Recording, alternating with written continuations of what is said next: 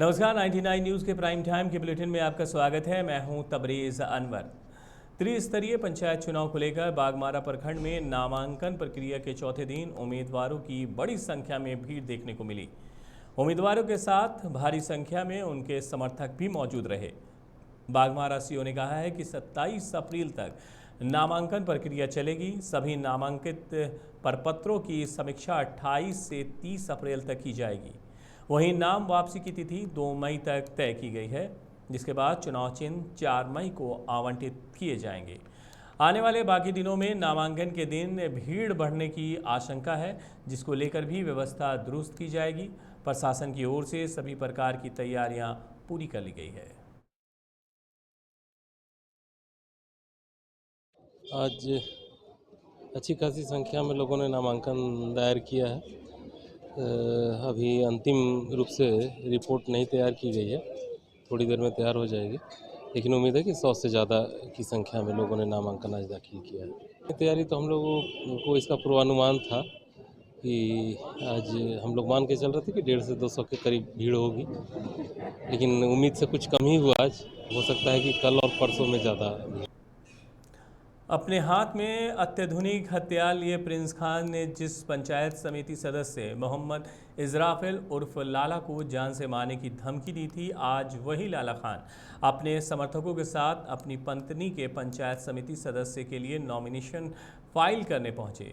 आपको बता दें, इससे पहले भी लाला खान ईस्ट बसूरिया मोहलीडीह पंचायत से समिति सदस्य रहे हैं, पर इस बार महिला सीट होने के कारण लाला खान ने अपनी पत्नी शहनवाज बेगम को वहीं से पर्चा भरवाया है। लाला खान तब सुर्खियों में आए थे जब धनबाद पुलिस के लिए सरदर्द बने प्रिंस खान को लाला ने उसके ही अंदाज में जवाब दिया था। लाला खान सिर्फ अपने पंचायत में ही नहीं बल्कि वासेपुर के इलाकों में भी अपनी पैठ जमा कर रखते हैं। उनके इसी कार्य के कारण यूपी के most wanted shooter Aman Singh और प्रिंस खान जैसे लोग रंगदारी की मांग करते रहे हैं, पर लाला कभी भी इनके आगे नहीं झुके।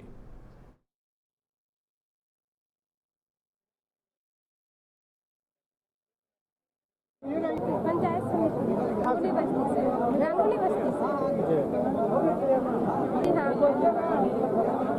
क्या कुछ समस्या आपके क्षेत्र में? समस्या कुछ नहीं है, लेकिन जहाँ भी जाते हैं वहाँ पे सिर्फ जेंट्स रहता है। क्यों लेडीज को हक नहीं है? हमको भी लड़ना है, हमको भी जीतना है। छोटे बच्चे भी है तो जी है, इसके लिए भी लड़ना है, इसके लिए भी इसको भी सिखाना है, इसको भी बताना है कि ना इसकी मम्मी कुछ कर सकती है, ये भी कुछ कर सकती है आगे बढ़कर। मोहलीडीह पंचायत समिति से। इससे पहले भी चुनाव लड़े हैं? जी सर, 10 साल पहले लड़े, 2 बार लड़े मेरे पति। जी, आप इस बार चुनाव में उतरे हैं? जी सर। क्या कुछ समस्या वहाँ का? गरीबी मदद करें, गरीबों के जनता की सेवा करेंगे, उसका सामने हमेशा खड़ा रहेंगे। दिन हो या रात हो, जब बुलाएगा तब उससे हम लोग तैयार रहेंगे जाने के लिए। क्या लगता है जनता मौका देगी आपको? जी सर। समर्थन मिल रहा है जनता का? जी सर, पूरा सपोर्ट कर रहा है हमारा जनता नहीं रहेगा तो हम आगे बढ़ेंगे कैसे? ये मेरी पत्नी पंचायत समिति सदस्य की उम्मीदवार है और पंचायत समिति सदस्य पद पर चुनाव लड़ेगी। इससे पूर्व में 2 बार कंटिन्यू हम रहे। इस बार लेडीज सीट होने के कारण अपनी पत्नी को उतारना पड़ा और सेवा का भावना है, इसलिए कंटिन्यू हम लोग विजय रहेंगे। नहीं, सब मेरा वहाँ का जनता है, वहाँ का पंचायत के लोग हैं, बाहर से कोई नहीं, सब पंचायत के, सारे पंचायत के चहेते लोग हैं। और हम लोग वहाँ से लगभग 500-700 बाइक और 4 व्हीलर कम से कम 100-125 था। हम लोग वासेपुर होते हुए ऐसा है ना कि आप वो जो है ना एक कार्टून बन गया, और अब वो सब धमकी से हम लोग डरने वाले नहीं हैं। हम लोग एक जमीनी नेता है और जिसके साथ जनता का आशीर्वाद है, गरीबों का दुआ है, दोस्तों का साथ है, तो वैसे वैसे प्रिंस खान 1 या 15 प्रिंस खान से भी लड़ने के लिए तैयार है। बेझिझक निर्विरोध रहने का प्रयास है और हमें लगता है कि निर्विरोध रहेंगे। धनबाद के तोपचाची में टीएमटी सरिया लोड 3 ट्रकों को पकड़ा गया है, जिनमें 2 ट्रकों को तोपचाची पुलिस ने जबकि 1 ट्रक को सेंट्रल जीएसटी की टीम ने पकड़ा है, जिसमें लोहे का रिम लोड था। वहीं अन्य 2 ट्रकों पर टीएमटी सरिया लोड था। फिलहाल पुलिस तीनों गाड़ियों को जब्त कर पेपर की जांच कर रही है कि जीएसटी बिल फर्जी है या नहीं। हैरान करने वाली बात यह है कि वाहन चालकों की ओर से मुहैया कराए गए बिल में सरिया के रेट 35 रुपये लिखा हुआ है, जबकि वर्तमान में सरिया के रेट इससे कहीं ज़्यादा हैं। बता दें कि पहले भी फर्जी जीएसटी पेपर बनाकर सरिया ले जाने का मामला कई बार प्रकाश में आ चुका है। बताया जा रहा है कि इस खेल के पीछे के सिंडिकेट में अंशु उपाध्याय, संतोष उपाध्याय, संदीप राय, नीतीश यादव और शिव बदन शामिल हैं, जो कि हर दिन जीएसटी के फर्जी पेपर बनाकर करोड़ों की जीएसटी चोरी की फर्जीवाड़ा को अंजाम दे रहे हैं और सरकार को राजस्व का चूना लगाते आ रहे हैं। आज केस की तारीख पर धनबाद कोर्ट पहुंचे पति पत्नी देखते ही देखते एक दूसरे से भिड़ गए, जिससे आक्रोशित पति कोर्ट परिसर में ही पत्नी को पीटने लगा। ये तस्वीर तब की है जब उनके पति ने उसको पीटा था।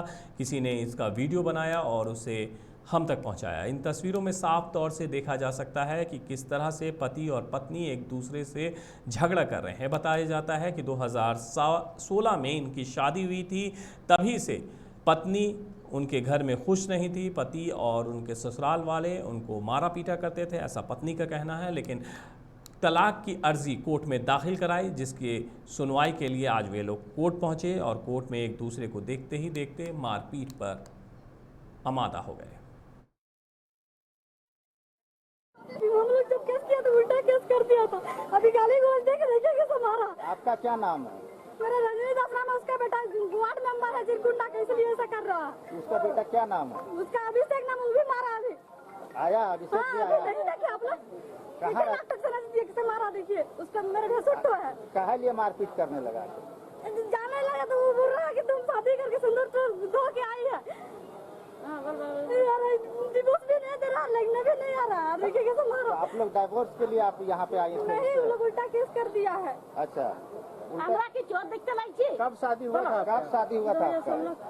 तो क्या कारण था फिर आप लोग अलग हो गए?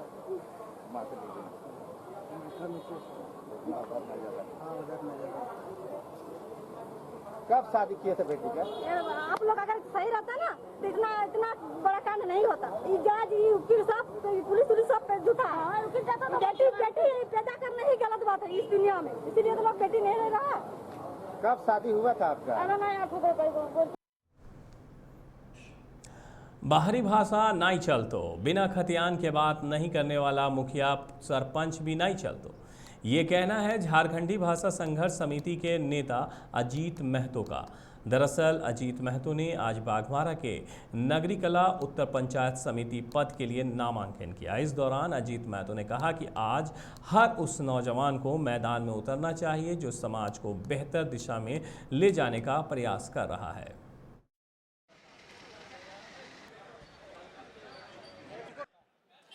देखिए, आज हम लोग छात्र नौजवान जागा, इसीलिए आज हम लोग बाघमारा प्रखंड से नगरी कला उत्तर पंचायत से पंचायत समिति के लिए उम्मीदवार के लिए दावा किए हैं, नामांकन पत्र दाखिल किए हैं।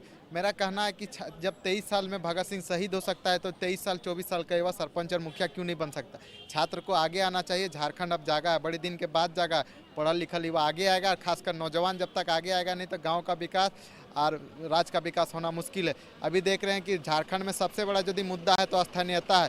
स्थानीयता अभी तक यहाँ परिभाषित हुई ही नहीं, नियोजन नीति परिभाषित नहीं हुई, इसीलिए यहाँ पलायन हो रहा है। मनरेगा एकदम सोचिए कि ना के बराबर। हमार माय काकी सबके यदि रोजगार गाँव में मिलते तो अभी जिंदगीटा खुश रहते कि नहीं, दुख होते ना। तो वह खातिर हमने अले कि पढ़ल लिखल नौजवान के आगू आना हो, और वह खातिर हमने अले कि जब तक पढ़ल लिखल गिदर रहते नहीं तब तक गांव के विकास होना एकदम नामुमकिन हो। पढ़ल लिखल युवा है। अब सब युवा से हम अपील करबे कि जेते हमारे धनबाद में युवा सब आओ, और अपर भविष्य के साथ साथ हमने गांव के विकास खातिर तो नहीं आ कहला कि जब तक युवा ना आए तब तक गांव के विकास होना मुश्किल ना। पलायन जब तक रुकते नहीं तब तक झारखंड तरक्की करते नहीं। हमारे देश कोयला सोना चांदी रकम प्रदेश कहल जाए। गाना टा बहुत सुंदर है। आज हमने पर है कि हमारे देश सब कुछ सेल भेड़ टाटा सब कुछ ये हो तो फिर हमने बाहर कहल जाए। देखा है कि डीबीसी का प्लांट झारखंड में रकम लाइन यहाँ नहीं।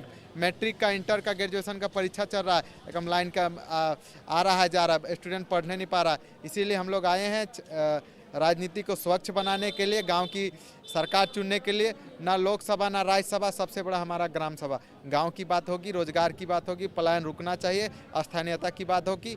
खतियान आधारित स्थानीय नीति जब तक लागू नहीं होगा, झारखंड का बच्चा जब तक रोजगार करेगा नहीं तब तक नहीं होगा। एक उदाहरण हम तरह कहे चाहे गाँव में जाना घर जीवे ना गाँव तो वहाँ देखबे कि माय काकी लड़ो और माय पुतहू लड़ो की खातिर, रोजगार खातिर। बेटा के नौकरी हतले कि माय यार ओकर बहू लड़तले कभी नहीं। तो बात हो तो रोजगार के, बेटा के नौकरी के, और नौकरी तबे मिलतो जब यहाँ स्थानीय आधारित खतियान नीति लागू। तो बिना धनबाद में त्रिस्तरीय पंचायत चुनाव के तृतीय चरण के संबंध में सोमवार को उपायुक्त संदीप सिंह और एसएसपी संजीव कुमार ने पत्रकारों से बात की। उपायुक्त ने बताया है कि तीसरे चरण में बलियापुर, कलियासोल और ग्यारकुंड में मतदान होंगे। मतदान के दौरान उन्होंने सभी से कोविड गाइडलाइन का पालन करने की अपील की है। तीसरे चरण के लिए 26 अप्रैल से 2 मई तक नामांकन और 4 और 5 मई को स्क्रूटनी की जाएगी। 6-7 मई को नाम वापसी और 9 मई को चुनाव चिन्ह का आवंटन किया जाएगा। 24 मई को मतदान और 31 मई को तृतीय और चतुर्थ चरण की मतगणना एक साथ की जाएगी, जिसके लिए 456 भवनों में 740 मतदान केंद्र और 11 चलंत मतदान केंद्र बनाए गए हैं। जिला परिषद के 7, पंचायत समिति सदस्य के 74, मुखिया के 63 और वार्ड सदस्य के 740 पदों सहित कुल 884 पदों के लिए मतदान होगा। वहीं एसएसपी संजीव कुमार ने कहा है कि मतदान को भयमुक्त, निष्पक्ष और शांतिपूर्ण संपन्न कराने के लिए सभी बूथों पर पर्याप्त सुरक्षा की व्यवस्था की जाएगी। नीरज हत्याकांड की सुनवाई के दौरान आज बचाव पक्ष और अभियोजन के बीच 1.5 घंटे तक तीखी बहस चलती रही। दरअसल हत्याकांड के मामले में जेल में बंद पूर्व भाजपा विधायक संजीव सिंह समेत सभी 11 आरोपियों का सफाई बयान आज दर्ज किया जाना था। सभी आरोपियों को कड़ी सुरक्षा व्यवस्था में कोर्ट में पेश भी किया गया, लेकिन संजीव सिंह, पंकज सिंह और डब्लू मिश्रा की ओर से उनके अधिवक्ता मोहम्मद जावेद, पंकज प्रसाद और देवी शरण सिन्हा ने आवेदन देकर कहा है कि उन्हें अभियुक्तों के से पूछे जाने वाले प्रश्नों की पूरी सूची उपलब्ध कराई जाए ताकि वो उसका जवाब लिखित रूप से दे सकें। अंत में अदालत ने कहा कि वो इस पूरे मामले पर अपना आदेश पारित करेगी, जिसके बाद सभी अभियुक्तों को बयान दर्ज किए बिना ही वापस जेल भेज दिया गया। बयान के लिए, सफाई बयान के लिए तिथि निर्धारित थी। हम लोगों ने अभियुक्त की तरफ से एक आवेदन देकर माननीय न्यायालय से प्रार्थना किया कि जो सवालात आप अभियुक्त से पूछना चाहते हैं, तो सवालात की क्वेश्चन है कि आप एक कॉपी जो है हम लोग को एडवांस में सप्लाई कर दीजिए। और क्योंकि लेजिस्लेचर ने जो है सीआरपीसी में 313 के में सब सेक्शन 5 को इंट्रोड्यूस किया है, जिसके अनुसार हमको अधिकार है कि हम उसका जवाब, आपके सवालों का जवाब लिखित में दे सकते हैं। तो आप हमको एक एडवांस में उस सवालों की सूची सप्लाई कर दीजिए, हम उसके लिखित में जवाब आपको दे देंगे। ये आवेदन हम लोगों ने दायर किया है। उसके प्रत्युत्तर में सरकार के अधिवक्ता ने भी जो है प्रत्युत्तर दाखिल किया है। हम लोगों ने यह एक आवेदन भी न्यायालय में दिया है कि इसको एक सुनवाई के लिए तिथि निर्धारित किया जाए, उस दिन इस पिटीशन पे सुनवाई हो। न्यायालय ने सुरक्षित रख लिया है मामला। तो जब आपने ये दिया कि जो सवाल है वो लिखित में दिया जाए कि क्या सवाल किए जा सकते हैं, तो इसको लेकर के जो लोक अभियोजक है उसकी तरफ से कोई टिप्पणी की गई, कोई बहस? उन्होंने विरोध किया। उन्होंने विरोध किया कि नहीं, एडवांस में देने का कोई परिचलन नहीं है। अच्छा। हम लोगों ने माननीय न्यायालय को यह प्रार्थना किया कि हम आपको संतुष्ट करेंगे। माननीय उच्च न्यायालय का इस बिंदु पे फैसला आया हुआ है और इस तरह का निर्णय पहले भी माननीय उच्च न्यायालय द्वारा पारित किया गया, कोई नई चीज नहीं है। क्योंकि 313 अभियुक्त के लिए ही है, नेचुरल जस्टिस की बात है, फेयर ट्रायल की बात है। इसी को ध्यान में रखते हुए आपको ऑर्डर करना है। माननीय न्यायालय ने अपना आदेश सुरक्षित रखा। तो नीरज हत्याकांड में जितने भी केसेस जो विधायक पे दर्ज है या फिर आरोपी पे दर्ज है, उन सभी मामलों में जो पूछताछ होगी विधायक से, उसके लिए न प्रश्न का ये प्रारूप तैयार करने को बोल रहे हैं आप? नहीं, वो सिर्फ नीरज हत्याकांड को लेकर बात है ना। हाँ, ये नीरज हत्याकांड में जो सफाई बयान हो गया था वो डेफर हो गया। हम लोगों ने प्रार्थना किया आप लिखित में दे दीजिए, हम उसका लिखित में जवाब दे देंगे। ये कानून है, ये प्रावधान है। कोई नई चीज नहीं मांग रहे, जो कानून बोलता है वही मांग रहे हैं।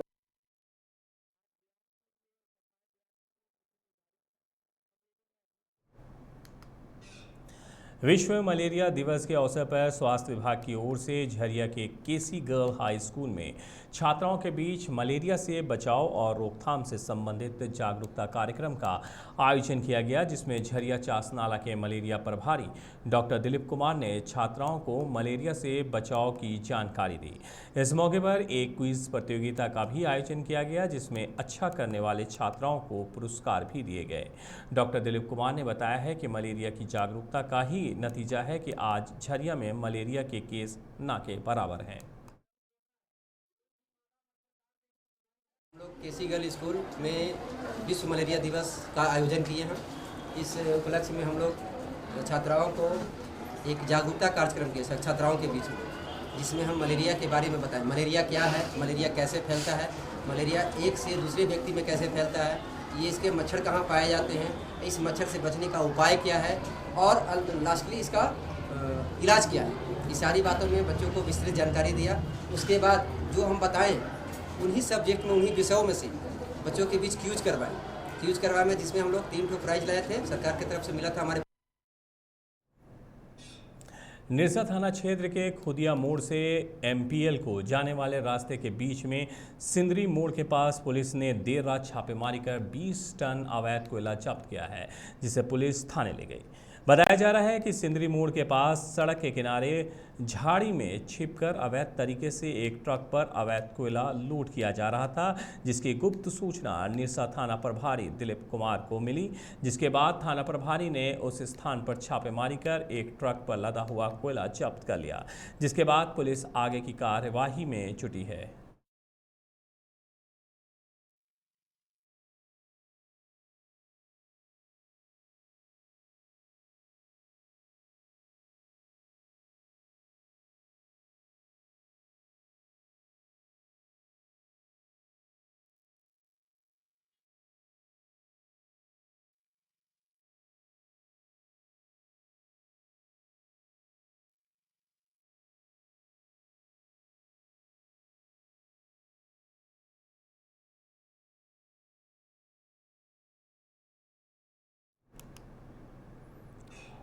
तीसरी के खोटो गांव में फुलेश्वर यादव नामक व्यक्ति के घर में आज आग लग गई, जिससे हजारों रुपए की संपत्ति का नुकसान हुआ है। घर में रखा अनाज, महुआ, कागज सभी जलकर राख हो गए, जिस कारण हजारों रुपए का नुकसान हुआ है। आसपास के ग्रामीण और अग्निशमक दल की मदद से आग पर काबू पाया जा सका। घटनास्थल पर तीसरी थाना प्रभारी पीकू प्रसाद भी दल बल के साथ पहुंचे और स्थिति का जायजा लिया।